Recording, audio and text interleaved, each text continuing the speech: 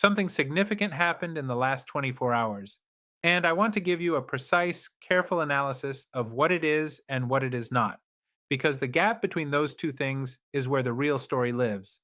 Trump said on Saturday that a peace deal with Iran that would reopen the Strait of Hormuz is largely negotiated and will be announced shortly.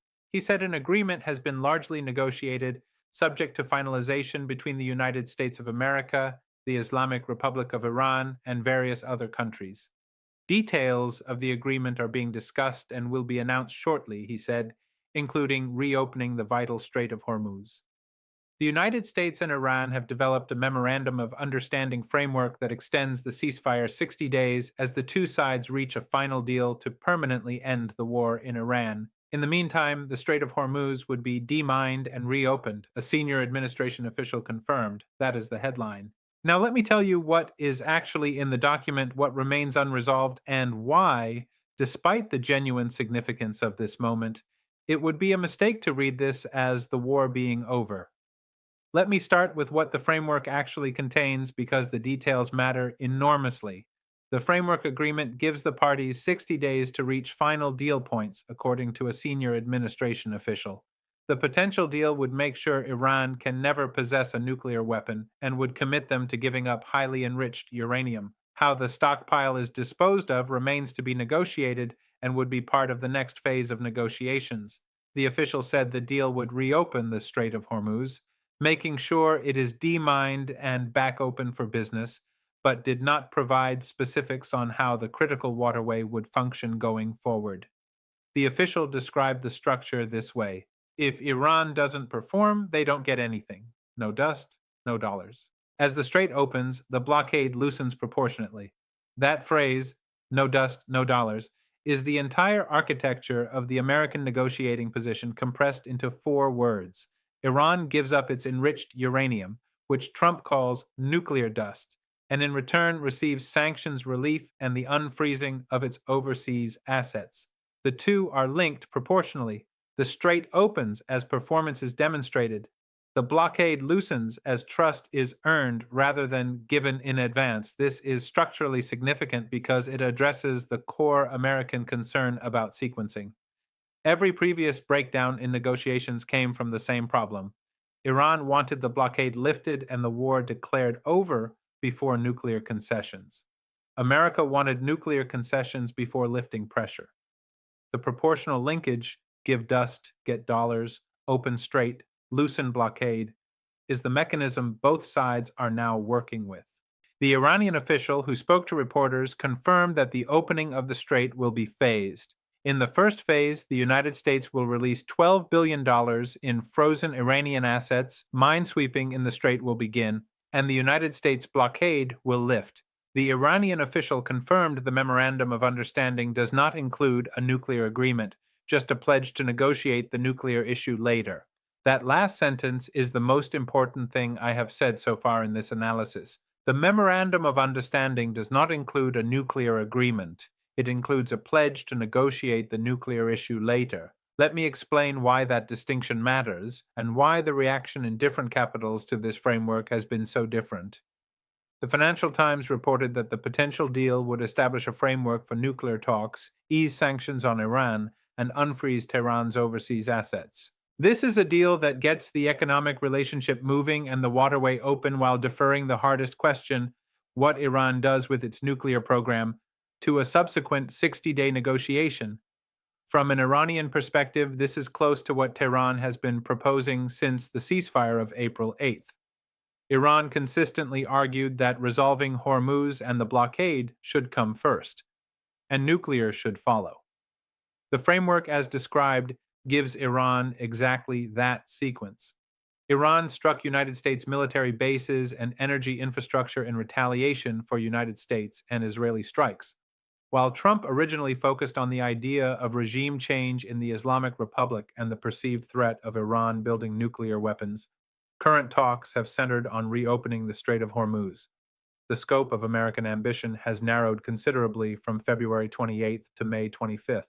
The war began with regime change as a stated goal, nuclear disarmament as a core objective, and the elimination of Iran's proxy network as a prerequisite for any deal. The framework being discussed today centers on one thing, the strait, with nuclear following in a subsequent phase.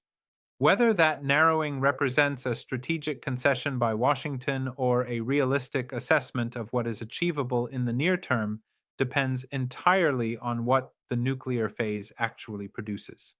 And that is the question that cannot be answered today because that negotiation has not begun. Trump and Netanyahu spoke on Saturday following reports of progress toward the Memorandum of Understanding, amid Israeli concerns that a limited deal focused on extending the ceasefire and reopening the Strait of Hormuz would fail to address core issues for Israel, primarily Iran's nuclear program and stockpile of enriched uranium. This phone call is significant, and it deserves analysis that goes beyond the brief mention it has received in most coverage this morning. Israel has consistently maintained throughout this conflict that the nuclear file is not a secondary issue to be negotiated later, it is the primary issue. An Israeli official told CNN weeks ago, in a statement that caused considerable controversy, that Israel would be happy if there is no deal, happy if the siege on Hormuz continues, and happy if Iran gets a few more strikes. The reason for that position was explicit. The official was concerned that Trump would reach a deal that addressed the strait without adequately addressing nuclear. The framework being described today is structurally close to what that Israeli official feared. Hormuz first, nuclear later, 60 days to figure out the harder question. Netanyahu's call with Trump on Saturday is almost certainly a conversation about whether the nuclear phase will be substantive and binding or whether it will be another deferrals. The answer to that question will determine whether Israel supports this framework or actively works to undermine it. Trump wrote Saturday that the United States would continue its naval blockade of the Strait of Hormuz until an agreement is finalized.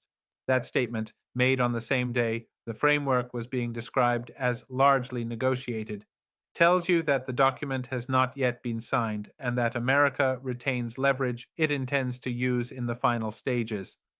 Now, let me address what this framework means for the people who have been paying the most direct cost of this conflict. The framework, if implemented as described, would have the most immediate effect on three groups. First, the 1,600 ships and 22,500 mariners who have been stranded in or near the strait since the conflict began. For them, demining and the physical reopening of the waterway is the outcome that ends their immediate crisis. The framework addresses this directly. Second, American consumers. A senior administration official described the new framework as a means of bringing relief to American families at the pump. Gasoline prices in the United States have been 52% higher than pre-war levels. Oil futures fell sharply when the framework news broke on Saturday. If Hormuz reopens and oil flows normalize, the inflationary pressure on American households that has been building for 87 days begins to ease. This is the domestic political rationale for a deal that accepts deferring nuclear rather than insisting on resolving it immediately. Third, the 45 million people the World Food Program identified as being at risk of food insecurity from the disruption of trade through the strait. Fertilizer, grain, and consumer goods have all been affected by the closure. A phased reopening addresses those supply chains, though S&P Global Energy warned previously that restoring upstream production fully would take a minimum of 7 months, even after the strait reopens. The framework as described today is primarily a humanitarian and economic intervention. The geopolitical questions, what happens to Iran's nuclear program, what role Iran plays in the regional order, what the long-term security architecture of the Persian Gulf looks like, those questions are deferred into the 60-day window. Let me now give you the analysis I think is most important for understanding what happens next. The framework has three risks that are not being discussed in this morning's coverage. The first risk is Iranian domestic politics. An Iranian official confirmed the Memorandum of Understanding is awaiting the approval of the Iranians and that an announcement with further details could come Monday. The key phrase is awaiting the approval. It has not been approved yet. Iran's leadership is not unified on this. The IRGC, which has consolidated significant political power during the war, has different incentives from the Foreign Ministry. Araghchi negotiates. The IRGC commanders decide whether what he negotiates is acceptable to the institution that has been fighting and dying for 87 days. Those are not the same conversation. The second risk is the nuclear 60 days. The framework buys 60 days for nuclear negotiations. Those 60 days will begin the moment Iran opens the strait and receives the $12 billion in frozen assets. Once Iran has the money and the strait is open, its leverage in the nuclear negotiation is reduced, but its incentive to make concessions is also reduced. The question of what happens if the 60-day nuclear negotiation fails has not been answered. Does the blockade return? Does the war resume? Is there a mechanism to enforce Iran's commitment to the nuclear phase? The administration official's phrase, no dust, no dollars, suggests proportionality in the first phase. What proportionality looks like in the nuclear phase is not yet defined. The third risk is Israel. Netanyahu's call with Trump on Saturday is not a courtesy call. Israel has significant influence over whether this framework holds. If Israel resumes strikes on Hezbollah in Lebanon, which is explicitly not covered by the ceasefire, Iran has previously stated that it views continued Israeli operations as a reason to restrict the strait again. The Lebanon variable is the one that could unravel a deal about the strait even after it has been signed. Now, let me tell you what I actually think this framework represents, because that is the analytical question this channel exists to answer. This framework, if it holds, represents a significant departure from America's stated war objectives in two ways. The first departure is on nuclear sequencing. The United States went to war on February 28th with an explicit demand for immediate nuclear concessions as a condition of any ceasefire. The framework defers nuclear to a 60-day subsequent negotiation. That is not a failure. It is a realism about what is achievable under the current conditions, but it is a departure from the opening position, and it means the hardest question still lies ahead. The second departure is on the nature of Hormuz. The American objective at the start of the conflict was the permanent, unconditional reopening of the strait to free international navigation. The Iranian official who confirmed the framework described a phased opening in which America releases $12 billion in frozen assets as a first step. That structure, America pays first, Iran opens proportionally, is closer to Iran's opening position than to America's. Whether this constitutes Iran winning the negotiation or America making a pragmatic deal that serves the national interest depends on what happens in the nuclear phase. A 60-day negotiation that produces a genuine, verified, enforceable nuclear agreement would vindicate the decision to defer. A 60-day negotiation that produces another deferral or collapses entirely would validate every concern about the framework's sequencing. The strait will open. That is genuinely significant. Gas prices will fall. That matters. 22,000 mariners will go home. That is real. But the war's central question, what Iran does with its nuclear program, has not been answered. It has been given 60 days to be answered.